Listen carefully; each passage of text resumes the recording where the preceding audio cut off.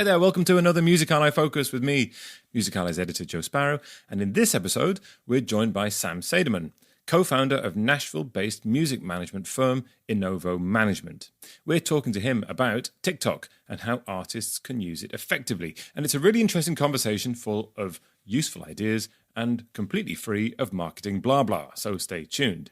Now, what is this Focus podcast? Well, as you know, Music Ally provides an analysis-rich, contextual guide to the music business, and each episode focuses on one meaningful music business story. This podcast is also going to be quick. It will take about the same amount of time as Cherry Yoshitake of Japan could burst 700 water balloons with their head whilst bouncing on a space hopper. Cherry burst 36 in 1 minute in February this year, and once again, we're left wondering how one finds out that one is good at this kind of thing.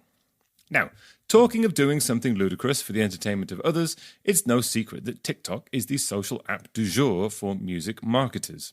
Sam Sederman's Innovo Management began life as an artist management company and then expanded to managing creators, who, between them, currently reach over 43 million followers on TikTok.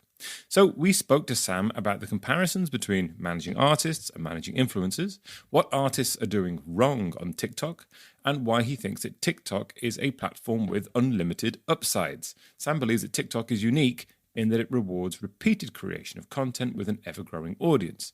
And he explains how things like lots of low-budget videos are the right way to go, and how some of the big music marketing teams might be getting it wrong. Lots to learn here, so let's hop straight over to our chat with Sam. So very happy to welcome Sam Sederman to the podcast. Hi, Sam. Hi, Joe. How's it going? All the better to see you, and thanks for joining us. Now, you have an interesting story, and you've been running this management company, Innovo, for quite some time now. You started as a management company for music artists, but you now also manage 19 or 20 creators, or you could call them influencers, I guess, as well, who reach a huge audience on various platforms, on TikTok and the like. So can you sort of explain that transition from focusing on music to expanding to the influencer creator market, and also what you've learned about that process? Yeah, absolutely. So in order to explain how we got into that, I need to backtrack a little bit. So we're talking early pandemic. Innovo offers music marketing services to outside clients. It's our project management division. And we started noticing that people were needing to pause in the middle of campaigns. Sales leads that were, about to land on campaigns were pulling out last second because everyone was worried about making sure they could pay their rent, their mortgage, their car payments, with jobs being furloughed left and right. And I kind of took a viewpoint of the landscape as a whole. And I'm a marketing brain as much as I'm a music management brain. And so I kind of took a look at the landscape and realized there was a lot of, for lack of a better term, shady things going on in the influencer economy, in the creator economy. And we had spent several $1,000s on different campaigns for our music clients with different influencer agencies to try to activate creators to, launch trends and promote our songs. And we had watched them, misspell hashtags, choose the wrong creators, come up with a creative brief, which didn't really stick on the platform we were using, spend too much on individual creators. And so, as a team, we kind of discussed this and we were like, wait, we could apply the same model we have to artists, which is put the music first always, to creatives as a whole. And so we just widened our vision to put the art first, art being all encompassing of content creators to musicians and everything in between. So in 2020, we stepped out into the space. Ian, my business partner, and myself have always operated from, it's not ready, aim, fire. It's ready, fire, aim. You could spend forever planning, and then you miss your moment. So we always jump in and learn by doing rather than learn by always planning and thinking things to the nth degree. So, we of course spent some time planning, but we jumped in and started reaching out to creators we believed in, started representing some, and then, got into the weeds of brand deals and all the other things that come along with representing content creators. And that's grown over the years now into so many other things that we're doing in that space. But that's kind of how we got into it and where that transition took place. What's the difference then? you've now got some good experience at managing music artists and let's call them creator artists, but influencers or content creators. Yeah. What are the differences? Maybe from any perspective you choose, really, but maybe in terms of the work you have to do to create success and how that success is judged. I think historically we've come in earlier on musicians' careers than we have on content creators' careers, being that it was our first offering, music management. We were signing artists that were a little greener than maybe other management companies were. We were, taking them on a little earlier than maybe they were ready for management, which I think in the long run, from a macro viewpoint, has played into our hands nicely because we're building from the ground up with a lot of clients that we believe in. Of course, from a revenue standpoint, that's a little trickier to rely on, at least at the beginning. But from a content creator side, where we've only really signed creators who already have proof of concept, who are already at a position where we're confident in our relationships and their size will heed results almost immediately. So the difference there being, one is like ready to start impacting immediately with revenue and growth. And the other is a little more of a build, a little more of a shaping, a little more of building blocks in order to get it to that point. And is that because, we're sort of viewing now this sort of blurring of lines of traditionally it's been creator consumer, the two sections. And now we're sort of seeing creators and the consumers are also creators, maybe in different ways. It could be building metaverse experiences, could be streaming themselves, playing Twitch or whatever. There's this blur going on. Right. I'm interested in that gap between jumping in and signing a music artist and signing a content creator. Is that basically because to create a viral TikTok video can take as long as it takes to watch the video? I'm not demeaning the effort they put in. But I'm saying you can make a 15-second video that explodes, but actually to make a song, as we know, can take years of hard work and experimentation. Totally. Yeah. I think especially with the advent of TikTok as a platform, influencers, for lack of a better term, are a dime a dozen. There's far more people becoming overnight successes as content creators than there are musicians becoming overnight successes, right? Like you said, there's a lot more ground game that has to go into an artist's career to launch it than creating a 15-second video, as you described. Where we like to come in is not when an influencer or a content creator has a viral video and then they have this following, but they don't necessarily have a fan base. What we're more interested in is when there's consistent engagement on an influencer's account. So one video that goes viral and generates 5 million followers is less advantageous, in my opinion, than a content creator who has 300,000 or 400,000 followers, but every video is producing really high engagement rates that's crossing over to other platforms. And then they're starting to weaponize that from a monetization standpoint. So from our side, I think the difference has been, obviously we started music management almost 10 years ago, and we started creator management 2 years ago. So different places in our careers where I was, less willing almost 10 years into sign content creators who just had an idea to be a content creator, but didn't have proof in the pudding yet. And one of the things I want to talk to you about in a little bit is the sort of the holy grail question in the music industry, which is how do you turn virality and success on TikTok into Spotify pre-saves and streams? But before we get to that, obviously TikTok is the sort of music marketer's app of choice at the moment. There's been a land grab, a rush from the perspective of major labels, but everybody really.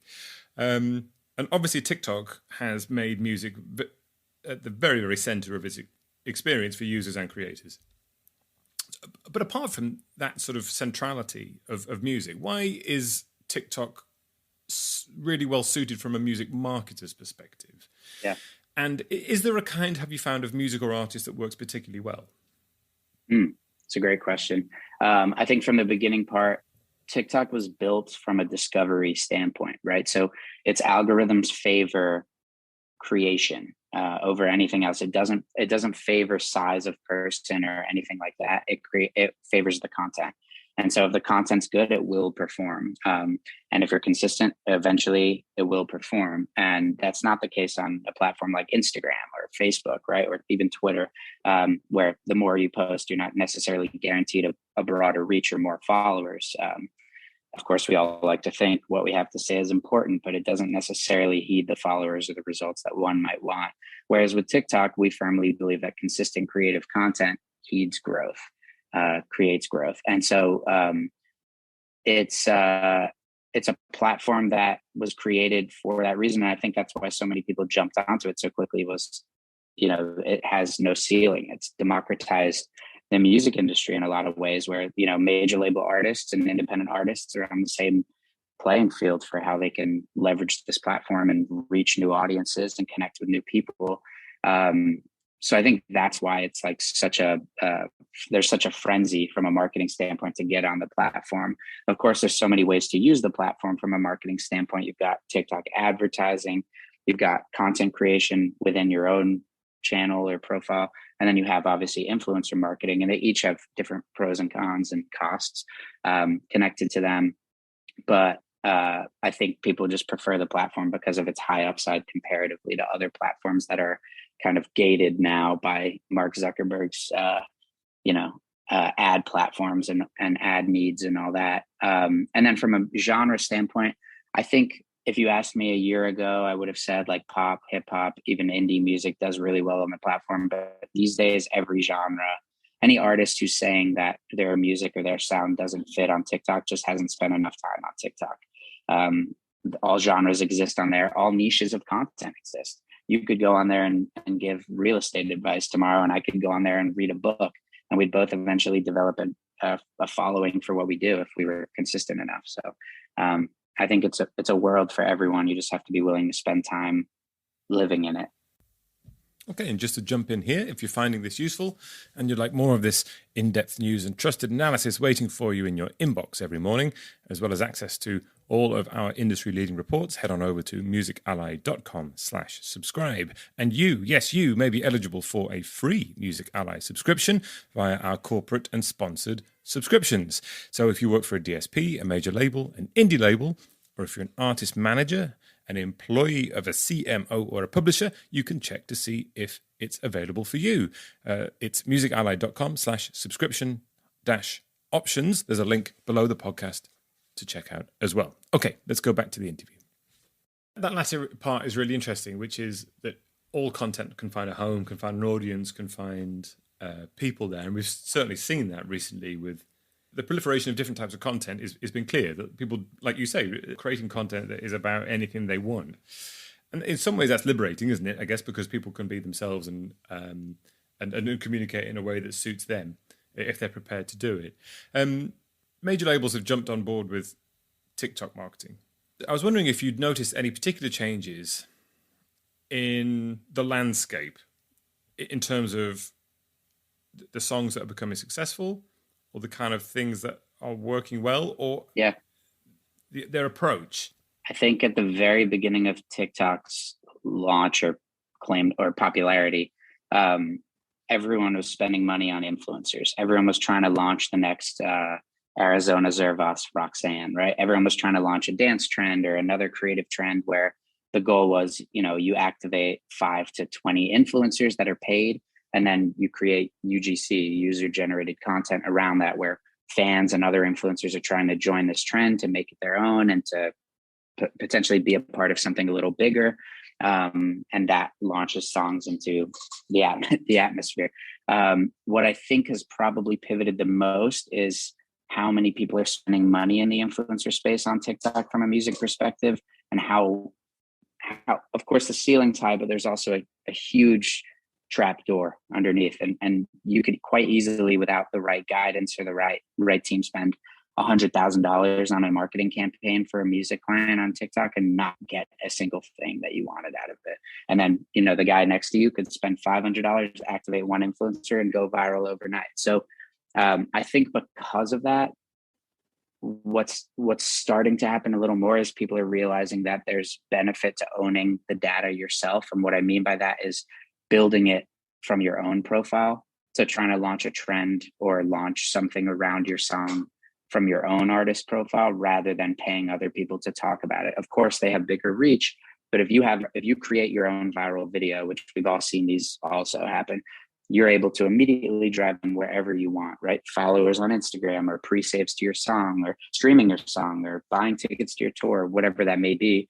Whereas if it's happening on other people's profiles, you can't exactly control the narrative of what's happening. They're both beneficial. They both have very different ways of how they grow and change, but owning it yourself and doing it yourself allow you to at least shape and pivot how you see fit. I'm interested in what you said there about the trapdoor, the fact that you can spend a lot of money and you can still have a failure. Now, of course, like that's a risk in any form of marketing, but it does sound like that if you get TikTok wrong, you get it really wrong. So particularly when you can put a low spend in and have high success. So have you sort of spotted anything that is, well, what's a good way to fail? Put it that way. Yeah. I think that what I've seen go wrong with a lot of these campaigns is you have these, marketers who have been in the game for 10 plus years, who understand Instagram marketing, Facebook, YouTube, Spotify, any other platform better than any of us, right? And can come in and say, here's $100,000 budget. Here's how I divide the pie for this. And it works. TikTok is new. The audience is younger. People digest things differently in short form content, right? And short form as a whole, not just TikTok, is somewhat of a new concept. And because of that, the way people digest the content is very different. If it feels like an ad, Gen Z run very far away from it. If it feels like a trend that was paid for or something that was launched to create something bigger, people run away from it. If it feels like the artist is at the forefront of the trend, people run away from it. So constantly I see these labels coming into these campaigns with these significant budgets, and they launch a trend, and then they want the artist's comment pinned at the top of the thread. They want the artist tagged in the description. They want a bunch of hashtags around the song. What ends up happening is people digest this content and they immediately feel like it's an ad to try to promote an artist, and they don't engage with it or take part. And so, with Instagram and with other platforms, you had the ability to like be a little more pushy with the advertising. And I think the way that people consume TikTok content is far different. And that I've seen be the biggest trapdoor so far with significant spend on the platform. Is just people trying to spend, and then because they're spending, be in the forefront of the trend as the artist. And you have to kind of like pull back those reins a little bit and try to let TikTok do what TikTok does. Would it be better then as an approach to sort of say, right, we're going to split the budget into lots of little pieces and try lots and lots of different highly creative things, let go of the reins and the control a bit, and see if one of these will probably catch, and then it'll have the same effect as if we try to really focus it carefully. Yeah. I mean, I wrote a piece for Hypebot about this, and I think like one thing that's really interesting that people forget is TikTok is free. Like, you have the ability to use a platform that has no ceiling for free, right? So if you just spend the time getting really creative with your own content and realizing like, how does TikTok work? What are the types of content that people engage with? What are the meat and potatoes essentially of like how to create a short form video that is consumed well? Then just do it. Like pre-marketing dollars, if you can get consistent creative content on the platform, you will grow. And I see it time and time again. People budget and waste money, and they forget the main part of the platform is content, and you can't do anything without the content. So I always advise, especially from like a lower budget or an independent artist side, focus first on building out a content calendar that works for you and staying consistent. If you can stay consistent for 6, 8, 10, 12 weeks, now start looking into, okay, I know what I need to do. How can I continue to push beyond those walls, beyond those limits with some marketing dollars? Is it promoting my own videos with, reach campaigns or click campaigns driving off platform? Or is it hiring out some micro influencers to start doing a dance to my song or something else? Or is it paying, influencers who have like music review platforms on TikTok content to start doing it that way? But I think sometimes as a manager, I see artists get stuck in the sauce too much of like, I need to spend money on the platform and do all these things and contact all these influencers. But like before you do that, the creation has to be figured out and developed, because that's central to the entire platform of TikTok. So my next question was going to be to ask you, how can let's say an emerging artist or someone with a low budget can get to grips with TikTok to work with creative features to break through? I think you've sort of answered that question, which is focus on the content, be creative, and be bold. Yeah. But the step before that is often the tricky one. That goes back to what you were saying, like you can do whatever you want. How do you? And that's about this perceived authenticity of TikTok. Right. That if it doesn't feel real, people walk away from it. So you have to be true to yourself, and that's, I guess, a good thing. One thing I've heard people say is, okay, how do I help my artist peel the onion skin all the way back so that they can say, right, this is what you're going to do on TikTok, and it might not be the thing you expect? So there's kind of two approaches I take, and obviously everyone's approach is going to be different there. The first is like, I really try to dig in with the client on like what their affinities are to different things. So like, let's whiteboard it, or like, let's look at your life. Like outside of music, what are things you do? I've got a client who loves to barbecue, and I have a client who plays high level sports, and I've got a client who produces. And so these are obvious affinities to me that stand out. Okay, what if there's a way to do how I made this song, or reproducing remixes on the platform with trends, or creating these series? So that's the first step, is like, I really like to peel back in that way and look at a broader scope and say, who is artist X beyond music? Who are you? What do you do? What have you been interested in the past? What are things that excite you and scare you and motivate you, and those things? That's the first step. The second step is I often will build from what I know about the client that I'm working with, because if I'm working with them, I already know a great deal about who they are beyond music. I don't touch projects until I know them as a person, right? Because that's paramount to the whole process working together. I'll create like a month-long content calendar for them on TikTok, and it's just several different ideas. Some of them a little more generic to TikTok, like choose a popular song that's happening and do a if I featured on and do a verse on this, or do taking this and turning it to a spring pop song and doing it like that. And then some will be a little more specific to them, do a series around blah blah blah, right, that they have an affinity to. And what happens is, if they stay consistent and they trust that process, and they don't start like having resentment or like getting frustrated with the process, and they just trust it for a month, usually they'll start to see things that work and things that didn't work. Oh, I didn't like doing these because I spent 5 hours to produce one 15-second video and no one cared about it. But I really like doing these. They were fun. It was something that I was going to do anyway, and I just captured the moment and then threw a quick edit together, and here we are.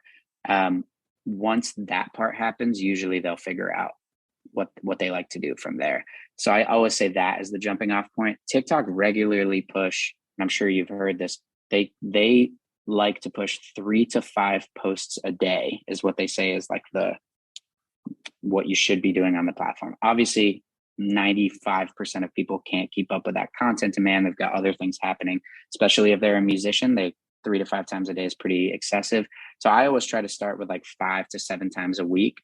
And if you can stay on 5 to 7 times a week, eventually you will be able to build beyond that, because you'll learn, hey, these 3 content series that I do, I really enjoy doing. So instead of shooting 1 a week for that series, I'm going to shoot 10, and those are the next 2 weeks worth, or what have you. So it's just a muscle memory thing, like anything else, right? Like when you first start writing songs, it probably takes you a lot longer than 10 years into writing songs, right? So it's just, I think the hardest part for artists is learning, like, how do I fit into this huge world, and where do I go, and how do I even start? And, like anything, you just got to dive head first and get in there, and once you learn, spend a month on the platform digesting it, and spend a month doing content, you'll learn what works for you, and then you'll be able to adapt from there.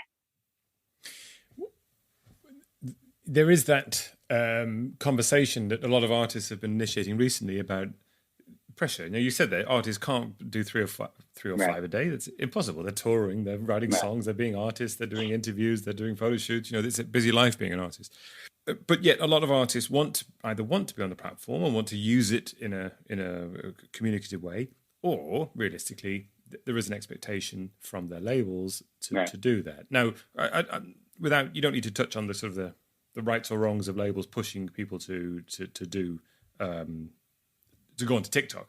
But what is a good way of, and this is the same for any platform, that you can burn out by trying to be everywhere all the time, all at once, and just creatively exhaust yourself and burn yourself out. And that's terrible. That's the worst thing you can do, right? So what are the ways that teams can support artists to kind of generate the amount of content that is reasonable for the platform, but without having a negative impact on the artist? I think there's two ways. The first is assuming you have a team, like we're talking about, relinquish control to other platforms that are less important, such as maybe Facebook or Twitter. Maybe they're sending you, what they're going to post for the week in your content calendar, and you're just approving it quickly, and then let them control it and engage with fans with your fan voice, so that you can focus on a platform that has an unlimited upside, right? So that's the first side of it. The second side is let your team help you. A lot of artists are very want to control the whole output of what's going out between like the narrative and the visual and the branding and all that stuff. Let your team help you. If you're at a major label, like there's people there who are willing to work with you on content, what that looks like and creation of it and putting it together and piecing out the strategy and all that. So let people help you. Of course, where it starts to go wrong with the majors is like where labels start to tell you who you should be and what you should be, and it's different from who you believe you should be. Of course, that's time and time again the main issue that people have with labels. So I think like defining who you are and making sure that your team there understands that and wants to be a part of that, and then diving deeper into that via TikTok, I think is a great way to kind of solution that issue. So my final question then is, I'm old enough to remember using and enjoying MySpace, right? And so then there was a generational shift. People then started using Facebook as a reaction to MySpace because Facebook it had all these different features and it was easier and you could communicate better and you could share photographs. And then the next generation rejected that because it was boring and went for Instagram. And then because it could let you do things that Facebook didn't. And then the generation after that has sort of, as a reaction, gone to TikTok. Now, I'm not asking you to predict the next big platform, but because if you did, you wouldn't be talking to me. You'd be going and making billions of dollars. At the moment, we're really in the sort of the middle of the bell curve of popularity, if you like, of TikTok. How do you as a marketer then keep an eye out?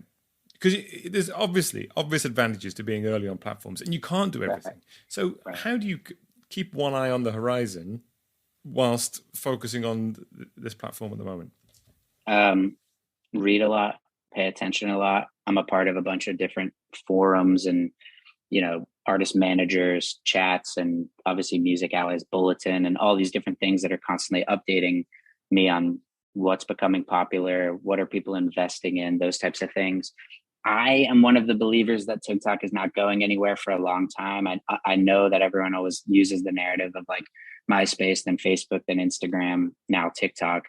But I think that TikTok is built a little differently in that like they're willing to adapt faster than these other platforms. Like you look at what they've already accomplished with like, they just launched Sound On, right? Which is their new like music distribution platform, which is like basically what SoundCloud did with Repost Network and all these other things that they're starting to put together. I don't think they're going away for a long, long time. And it's not controlled by, someone who is trying to gate all the content views and push towards Facebook advertising or these things that, control how far your content is reached. Of course, if they did that, they'd know that people would go somewhere else. The whole benefit to TikTok for everyone is the fact that it's unlimited potential to reach new and unique audiences. So I don't think it's going anywhere anytime soon. I think it will change and adapt as the world changes and adapts.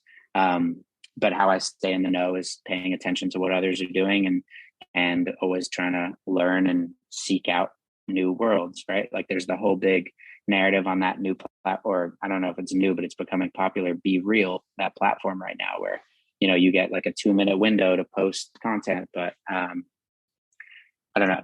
We'll see where that goes. I don't I That's don't an interesting one see because it's pivoted sort of slightly in its approach, hasn't it? And it's suddenly right. taken off. That will be interesting to watch. I Okay. always use the narrative as a marketer as like, these bigger companies are trying to turn around a cruise ship or an oil rig where we're just turning around a speedboat, where we can't go as far or for as long in the water or fit as many people, but we can turn around a lot quicker. Thanks, Sam. I mean, I will put some links to Innovo around the podcast, and also to that article that you mentioned that you wrote, and some of the links to the influencers and artists that you manage too, so people can take a look and see what you're doing.